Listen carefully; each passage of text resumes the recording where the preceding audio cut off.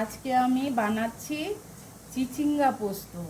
এই চিচিঙ্গা পোস্ত আমি এইভাবে খোসাটা ছাড়িয়ে নিচ্ছি, ছাড়িয়ে জিরে জিরে করে কেটে আমি এটাকে পোস্ত দিয়ে বানাবো। আপনারা দেখতে থাকুন কিভাবে আমি এরকম করে আগে খোসাটাকে ছাড়িয়ে নিচ্ছি। এই খোসাটাকে এইভাবেও ছাড়ানো যায়, আরও একভাবেও ছাড়ানো যায়, চেঁচে নেওয়া যায়। আমি এরকম বটিতে করে বসে ছাড়িয়ে নিচ্ছি, তাড়াতাড়ি হবে বলে। এই যে এরকম কেটে নিচ্ছি, এই যে দেখুন এই জিরে জিরে করে কেটে নিচ্ছি, তাড়াতাড়ি হবে বলে। এই যে এরকম কেটে নিচ্ছি। আমার কাটা হয়ে গেছে। এবার চিচিঙ্গাটাকে আমি ধুয়ে এখানে পরিষ্কার করে রেখেছি। এবার আমি পোস্ত বেটে রেখেছি, এই যে পোস্ত বাটা, 4টে কাঁচা লঙ্কা আর পেঁয়াজ কুচিয়ে রেখেছি, এখানে হলুদ কালো জিরে রেখেছি। এবার আমি গ্যাসটা জেলে কড়া গরম হয়ে গেছে। এবার আমি রান্নাটা করছি। আমি চিচিঙ্গে পোস্ত, এই যে এটাতে একটু তেল লাগে, আমি ওপরেও ছড়িয়ে দেবো, এখন তো দিচ্ছি। এবার দেখুন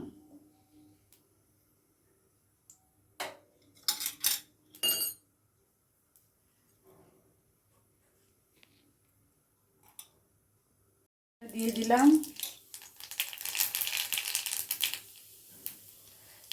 এবার আমি কাঁচা লঙ্কাটা দিচ্ছি। এবার আমি চিচিঙ্গাটা দিচ্ছি। আমি চিচিঙ্গাটা দিয়ে দিলাম। এবার এটা একটু নাড়াচাড়া করে নিচ্ছি।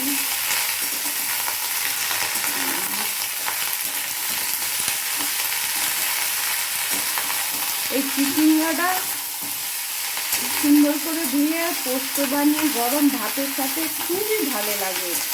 আপনারা করে দেখবেন বন্ধুরা, খুব সহজ।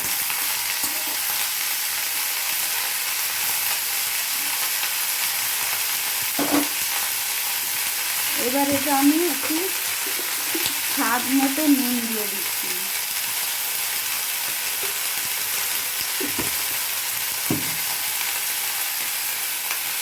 পরিমাণ মতো হলুদ দিচ্ছি।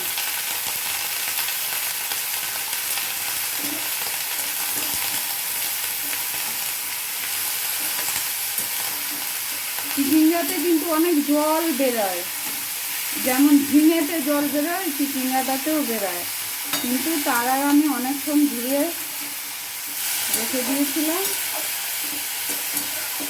এবার এর উপরে আমি এই পেঁয়াজটা ছড়িয়ে দেবো।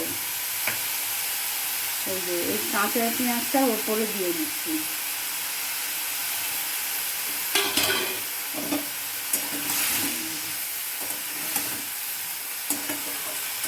এবার আমি এটাকে একটু লাল লাল হবে বলে আমি একটু কাশ্মীরি লঙ্কার গুঁড়ো দিয়ে দিচ্ছি। যেহেতু কাঁচা লঙ্কা দেওয়া, তো একটু কাশ্মীরি লঙ্কার গুঁড়ো দিয়ে দিলাম। এটা একটু ঝাল ঝাল হলে ভালো হয় খেতে। আমি এটাকে একটু ভাপাতে দিচ্ছি। এই জলেই কিন্তু হবে, আমি এক্সট্রা কোনো জল দেব না। আমি ঢাকা দিয়ে দিচ্ছি, ফিরে আসছি। আমি দেখি এবার কেমন হলো। ঢাকাটা খুলে দেখছি, এই যে জল টেনে নিয়েছে। এই যে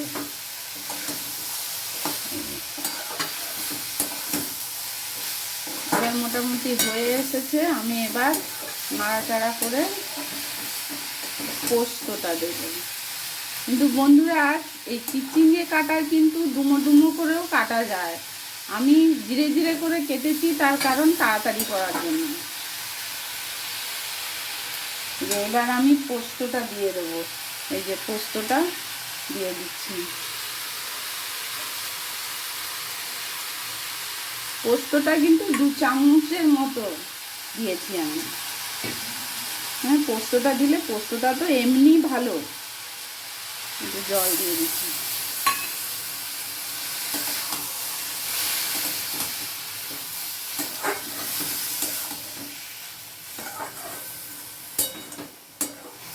এবার আর একটু আমি এটাকে ঢাকা দিয়ে 2 মিনিট রেখে দিচ্ছি। সুন্দর গন্ধ বেরিয়ে গেছে।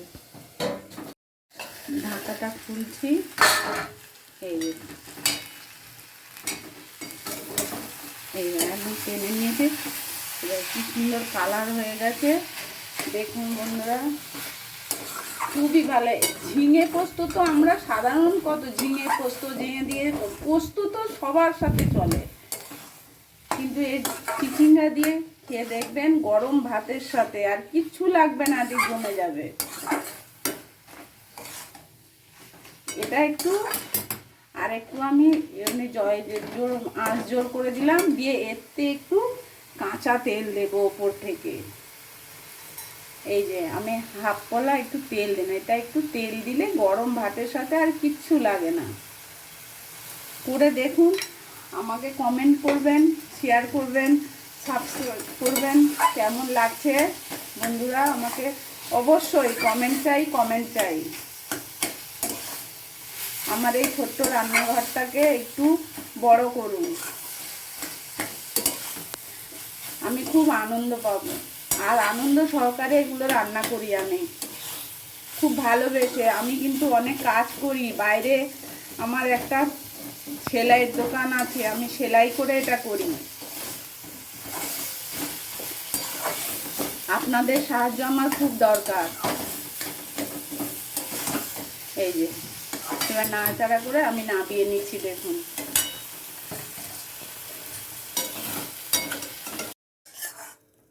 আমার এটা একদম তৈরি হয়ে গেল।